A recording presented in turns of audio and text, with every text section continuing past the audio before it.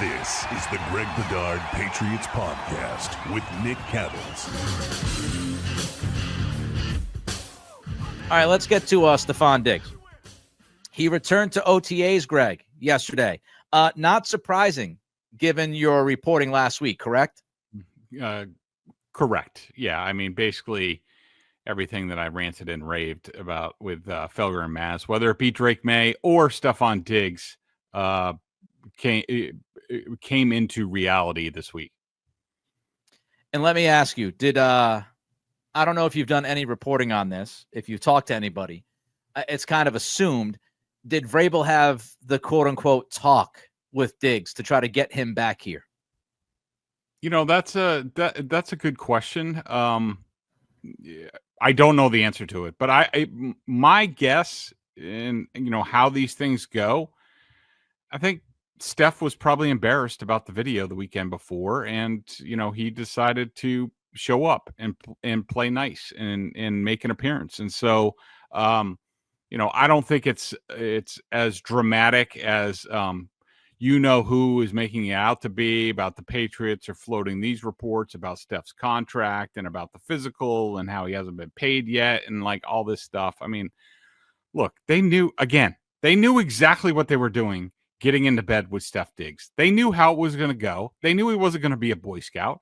The video was a bad look, but it would take something catastrophic for him not to pass his physical when he's ready. And from the looks of it the other day, it's not going to be too far off. I mean, it will be, but he looked great the other day. But, unless something catastrophic happens, Stefon Diggs is going to be on this football team. They've had these plans for a while. There's no plan right now to change anything up.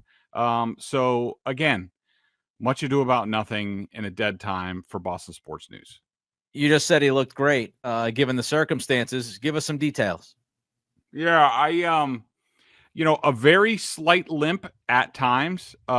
When he ran, he looked good. At one point, he was working out on I don't know how you describe it. Sort of like one of these like little platforms where you're basically using it for balancing. It's almost like a half of a like bouncy ball or something like that. And him and both Jalen Polk were on top of them, and it's to work on balance and also strengthen the knee and things like that. And like his balance was ridiculous, let alone his hands. And he did some cutting, not favoring anything. I was just thinking about it before, Nick. I'm just comparing it to like Kendrick Bourne the year before. Yeah. And they were lost for the season, sort of a similar point about like midway through the season. And Stefon Diggs is way, way further ahead than when Kendrick Bourne was at this same point last year, where Bourne basically wasn't doing anything. His leg looked stiff. He looked like he was going to be a ways off, which he ended up being. Diggs looks terrific. Yeah, I mean, Bourne didn't really take part in OTAs last year. He didn't take part in camp last year. And it certainly seems with what Diggs, and I only saw the limited video that was out there, but there was one specific drill that he did with Kayshon Boutte where they're marrying each other. And I quote tweeted the video from Mike Reese, and I said, if you're just watching this video, if I put this video in front of you, and I said, tell me which guy got ACL surgery a few months ago, I don't think there's any way that you could tell me which guy got ACL surgery. I mean, he's step for step with Boutte, and I would actually argue he ran the drill crisper than Boutte did. And so just from the video I saw, I felt pretty optimistic. So I want to go back because when Diggs signed, Adam Schefter tweeted out that he was ahead of schedule. And at the time, I think a lot of people, even myself, we were like, yeah, let's wait and see. Let's pump the brakes on that. This might be the agent getting out there, making this sound better than it really is.